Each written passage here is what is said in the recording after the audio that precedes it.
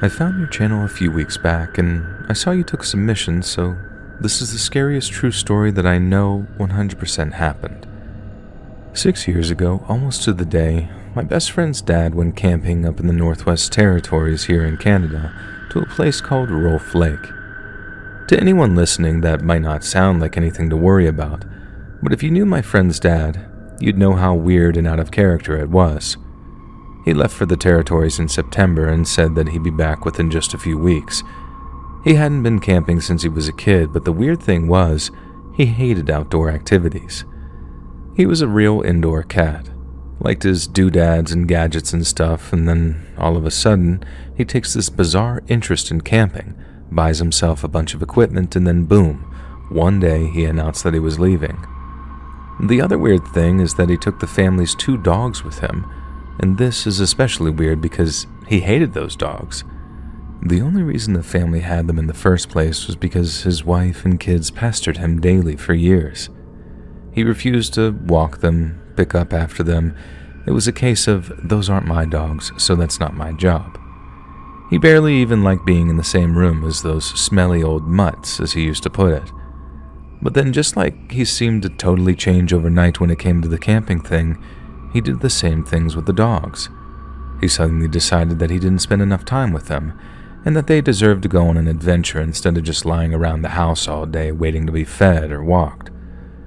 I mean, I think he's kind of right on that point, but like I said, it was completely out of character for him, to the point that my buddy and his family started to worry that he was going through some kind of midlife crisis. But then, what else could they do other than just leave him be and let him get it out of his system, and then have a talk with him when he got back about his new strange behavior? But then, he didn't come back when he said he would. In fact, he never came back at all. After he didn't come back on the date that he said he would, my friend's family reported him missing. The cops said a search and rescue team would take a look around Rolfe Lake for any signs of him, but weeks turned into months, and there was no trace of my buddy's dad anywhere. No one wanted to believe that he was dead, especially not my friend or his family, but by the end of March, he'd been missing for more than 5 months, and people were starting to give up hope. The weather was a big factor, as no one believed that he could survive the winter up there in the territories, especially since he had no experience camping. But then, in early April sometime, a pilot was flying over the area for some reason when they spotted a guy and what looked like 2 dogs walking near Rolfe Lake. The pilot reported the sighting to someone. I don't think he was an official search and rescue dude, but he must have known about my friend's dad being missing out there, because I heard he reported it ASAP. The RCMP, along with an actual search and rescue team, was then sent to look over the area, and after less than a day of searching, they found his campsite. They found wooden tent poles on the ground, some boating wax, a tent, dog supplies, but the man himself had apparently moved on. The boating wax thing was another weird aspect because it suggested my friend's dad had sort of a canoe or something with him. My friend's dad had never once gone canoeing, had zero interest in it, to anyone's knowledge, and no one seemed aware of him buying a canoe before he left for the territories. After a second round of searching, the cops told my friend's family that they figured his dad was somewhere in Yellowknife, the largest town up there in the territories. They'd searched all around Rolfe Lake and found no other traces of my friend's father, and so they moved their search to areas like Yellowknife, but then later to a place called Prince George because apparently he had an old college friend who lived out that way, and it was possible that he'd stop by for a visit. But there's no evidence whatsoever that he did that, and unless the friend in Yellowknife is covering for him for some reason, he's telling the truth when he says that my friend's dad never came by to visit him. But in that case, where did he go, and where is he now? It's kind of brutal to say it out loud or even write it down openly in this case, but pretty much everyone assumes my friend's dad is most probably no longer with us. He went from being resentful of having to take the dogs on walks to having a sudden interest in camping and canoeing, and unless he'd secretly been mastering survival techniques, which I guess isn't out of the question, then he was probably way in over his head and didn't realize it until it was too late. One of the things the Mounties told my friend's family was that even in the summertime, the rivers and lakes up in that area stay icy cold all year round. So even in April, with the seasons changing and the snow melting, it might look like a nice day for a trip downstream, but fall in that water without anyone to drag you out in time, and you might never get out again. They also said that there's a chance wild animals got to his remains, in which case there won't be much left of him to find except his clothes and equipment. But to me, that's just the thing. It all makes much more sense if my friend's dad doesn't want to be found, but no one believes that he's still living out there like some kind of 21st century mountain man. He was a house cat all his life, like I said, and I get that he might have had some radical change of heart, but it all just seems so unlikely, you know? And I sometimes think that he got into some kind of accident, like the whole freezing cold water thing, or that maybe a bear had gotten to him or something, and yeah, the stuff about him being impossible to find because animals ate him, all that makes sense too. But I don't care how hungry a grizzly bear gets. They don't eat whole-ass canoes, and a big colorful canoe seems like it would be way easier to find. I get that they have a big area to cover in terms of search and rescue, but they've been looking for him for I think 5 years now, not counting 2020 because of everything getting scaled back because of you-know-what.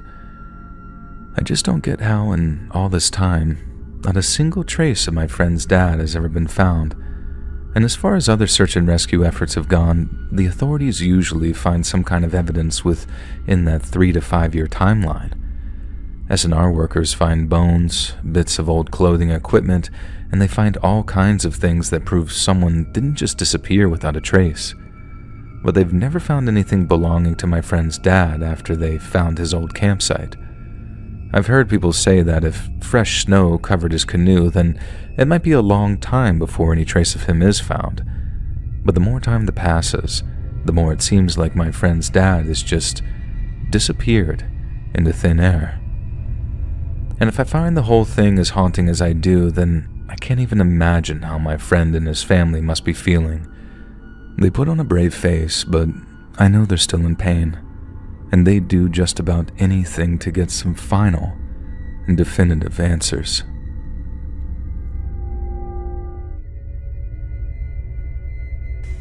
Hey guys, thanks so much for all the support. If you haven't subscribed to the channel yet, please feel free to do so.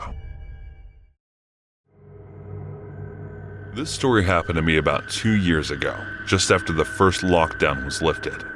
My kids were getting bored from their online studies, and my wife was also feeling the same. So we all decided to plan out and go for a night out. We lived in a small city a little away from the real town area. Our city was not too far from the mountain area. You can say that our city was the last residential place before that miles and miles long forest area. We all decided to go camping. The next day, I went to my office and applied for 3 days leave. I also mentioned my reason for the leave. I was a very sincere employee, and all my records were pretty clear, so the boss agreed to my leave application. From there, I went to the market and took some supplies we needed for camping. From there, I directly returned home. My 2 kids were waiting for me at the door. Oh, I forgot to tell you, I was a father of 2 kids, 1 son and 1 daughter. My little kid's name was Marks and Princess. You can call her Angel. And yeah, my better half, how can I forget her? Just call her Bridge. Alas, the most important member of my family, how can I forget about him? Call him Johnny. Though he was a dog, let me tell you a secret. You don't want to get crushed beneath my wife's sandals when never call him a dog in front of her. We planned everything and decided to go the next evening. As planned, I returned from my office early that day. My kids were already ready, and so was my wife. It was me who was late.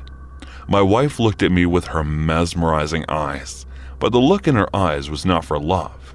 I understood and ran into my room. I changed and came back to her within a few minutes. They had already placed everything into the car. The last thing that was left to say, "Let's go." We shouted and hence started our trip. It was already dark until then. After an hour of driving, we finally reached our destination. It was an open place covered by woods, but open from above. I selected this place so I could watch the moonlight clearly during the night. No better view could be found if we talk about camping. We climbed down from the car and pitched a tent in a spot just where we could get a proper moon view. We also pitched our kids' tents on our right side and one special tent for our special Johnny to our left. Meanwhile, my kid and my princess were playing with Johnny. I gathered some sticks from the nearby area and placed a bonfire to prepare our dinner. We had some dry fish which I purchased from a local market store, so we cooked it and had our dinner. After that, we enjoyed our time there, singing and dancing, especially Mark's an Angel. Around 11:30 p.m., we decided to call it off for the night and went to our respective tents to sleep. I was always awake later than my family, and this night was no different. During the middle of the night, at the time of this event, I was sitting inside my tent, looking at the moon from the little open hole in our tent roof. Suddenly, my dog started to bark relentlessly.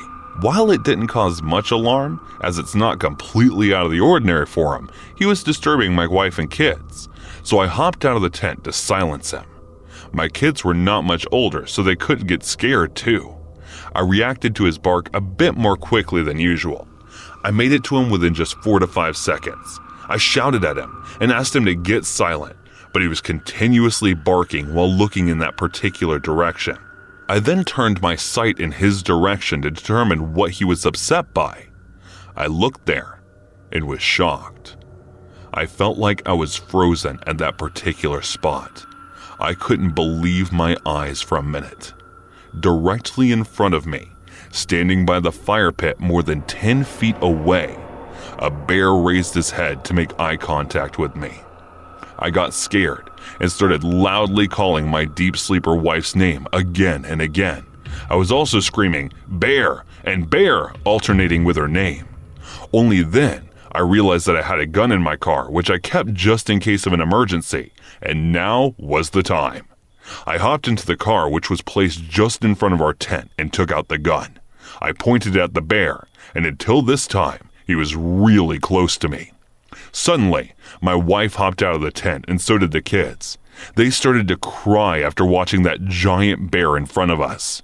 The bear remained standing at his place for a minute, like he was going to attack and kill us.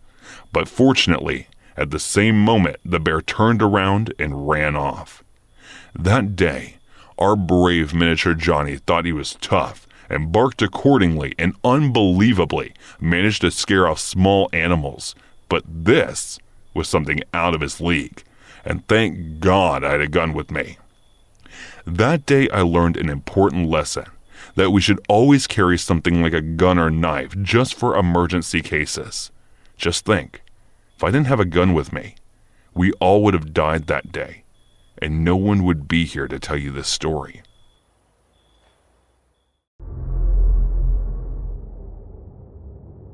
My family loves Christmas. We're some of the most annoying people that start putting up the Christmas decorations in mid-November. And playing Mariah Carey's All I Want for Christmas Is You for the first time every year has become a bit of a ritual. My husband and my 3 daughters always wear their matching pajamas, which I love. And although cooking Christmas dinner can be a bit stressful some years, I just adore being that family that all the relatives flock to when the festive season comes around. There's only one big problem. We're Australian. Time for a quick explanation. In America and Europe, Christmas takes place during the winter, obviously, but the months surrounding December are some of the hottest in the Aussie calendar. Down under, you are more likely to be sunbathing with your Santa hat on than sipping warm eggnog by a log fire.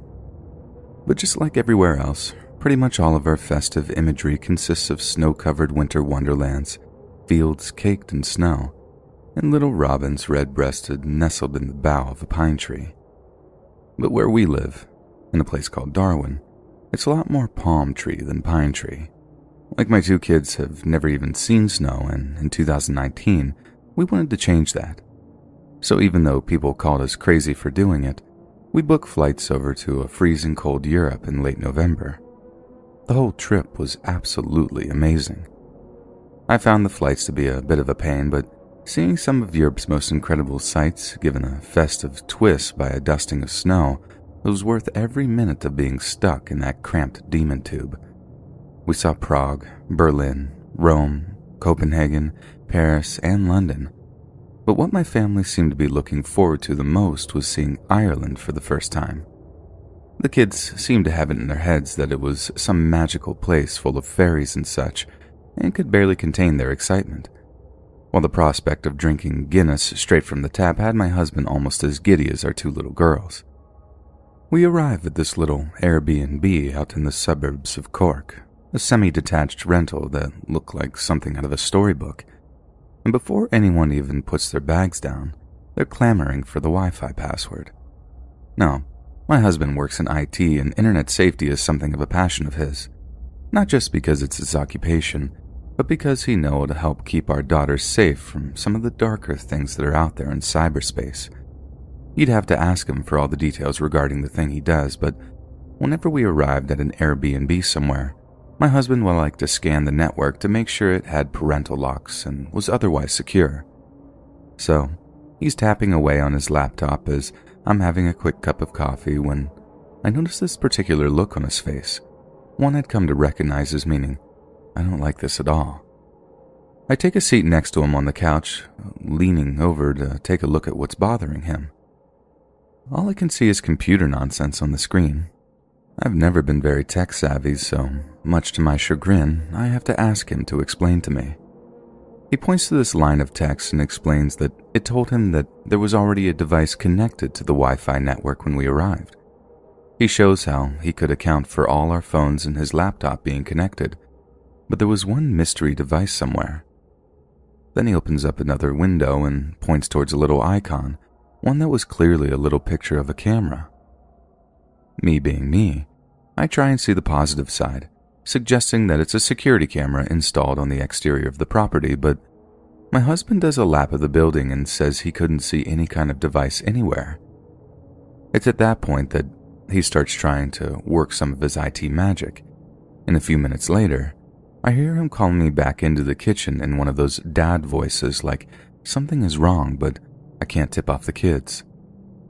His eyes are all wide as he points towards his laptop screen again, and on it is a video feed of the bedroom our girls were planning on staying in, like a top-down view, as if the camera were on the ceiling. We just go running up to the girls' room to find that the camera had been hidden inside a smoke detector that was directly over one of the beds. We still don't quite know who, but someone had been planning on watching our daughters sleep, which is just about one of the creepiest things that's ever happened to me and the family. My husband calls over the owner of the property right away to ask him why there was a camera installed in one of the kids' bedrooms. At first, the owner denied having CCTV on the property in the first place, and had the nerve to suggest that the video feed was coming from another property in the area, as if I wouldn't recognize my own bloody children. My husband had to actually threaten to send them a screenshot of the video feed to get them to admit it, and then they came out with a load of garbage about simply wanting to protect their assets. My husband then accused the person of being a voyeur and that he'd be reporting them to Airbnb, at which point they got all tongue-tied and couldn't think of anything to say. And then they just hung up. We called them out on being a creep, and they didn't have a word to say in their own defense. We were absolutely furious and thoroughly creeped out, having only narrowly avoided having that absolute dog staring at our kids all night. And even though it was quite late in the evening at that point, me and my husband got the kids to pack their things while we looked for a hotel nearby. It took us a good few months of emailing back and forth with Airbnb's customer complaints department, but we eventually got the refund we were most definitely entitled to. Airbnb also reassured us that they'd banned the homeowner from renting properties using the service, which did far more for my peace of mind than any amount of cash would have. I know there are people out there with those kinds of twisted desires and stuff, but never for a second did I ever think I'd run into one myself, let alone on our dream Christmas vacation over to Europe. The only thing that really worries me now is Airbnb's ability to keep this person and people like him off their platform altogether. My husband and I have pressed them on the systems they have in place to ensure their customers' safety, but they simply don't have any satisfactory answers. We made the point that this horrible voyeur could easily set up an account in the name of a friend or relative and simply continue recording people's kids against their knowledge, and the legalese email we received in response basically said, "We have no idea what to do about it." And that's the fear I'm left with, that somewhere out there is a little girl, lying peacefully in her bed, who has no idea that some Irish creep is watching them, doing God knows what while he does so. When I started working my last job, it was for people who had assisted living homes beautifully built to accommodate the elderly. Days before starting work at a newly built house, the company owner had me take some things over there one evening. It was autumn and growing dark earlier with nighttime, closing in pitch black. There were no lighted areas. It was an area where new homes were being built near surrounding woods with very few streetlights. Upon entering the new house, I went to find the place and was told to put the stuff down. I walked around, admiring the beautiful new rooms and furniture, although something seemed off. I knew that I was fortunate to be getting the full-time position on my preferred shift working in this beautiful new house. Although I was satisfied, something in the atmosphere seemed very off. That wasn't the expectant feeling of being a bit nervous working with different people, with most of whom I'd never met, or the feeling of emptiness of a place or property having never been occupied. The entire area where the homes were being built just felt off. Business at the new house began, as it slowly filled with residents and more than enough work for one or two of them alone. The strange vibes from the house still going strong. It wasn't until several months later the workers began to mention strange experiences they had. This didn't happen until some residents had passed away in the home, but I did not consider that as being the reason for the strange events. Not entirely anyway. The first weird thing that I heard was that a coworker was telling me that she felt as though she was being smothered as she sat near a resident's bedside working the night shift. I will always remember the time that I was taking a break and making popcorn in the microwave. Some had burned. Fearing it would smell up the house, I took it to the garage that was conveniently attached to it. When I came back inside the house, the entire kitchen reeked with the scent of air freshener. There were plug-in air fresheners in other rooms of the house, but none in the kitchen at the time. The strong scent I was smelling was nothing like the other air fresheners, and they were not even the type that have the automatic sprays. I checked all over the house for any air freshener spray cans or cleaners. That may have been a cause for the scent, but found nothing. All fresheners were in the garage, and the residents were all sitting quietly in the living room. Some incidents that were told to me were from two coworkers that experienced lights turning on and off without them touching them. One worker said that she had turned out the main light in the living room because it was bothering the resident Ty. After helping all of the residents to bed that night, she came back from the hall, only to find it was turned back on. She thought someone was in the house. A worker on the midnight shift mentioned that she had the lights on in the main part of the house. She had gone into another area of the house, and when coming back out, she found the lights out and very dark. One evening after my shift, I was talking to one of my good coworkers over the phone, and she was working at the house. She told me that she had heard something in the whole area near some of the bedrooms. To her surprise, she found one of the Christmas ornaments that hung on a doorknob moving all on its own. It was repeatedly lifting out and hitting the door in a quick, timely manner, creating continual knocking. The ornament was very light, made of felt in Christmas colors, with small bells lined down the middle and front. There was also a small brown felt Christmas tree on the bottom of the front. All of the bedroom doors had one of these kinds of ornaments hanging from the outer doorknobs to decorate for Christmas. What creeped me out was the methodical, rhythmic way it was knocking, as if something was saying hello to you. I took a video on it on her phone, and I asked her what she thought about it. She said she didn't know what to think. She wasn't one to believe in ghosts. I thought that maybe she was trying to play a funny prank on me.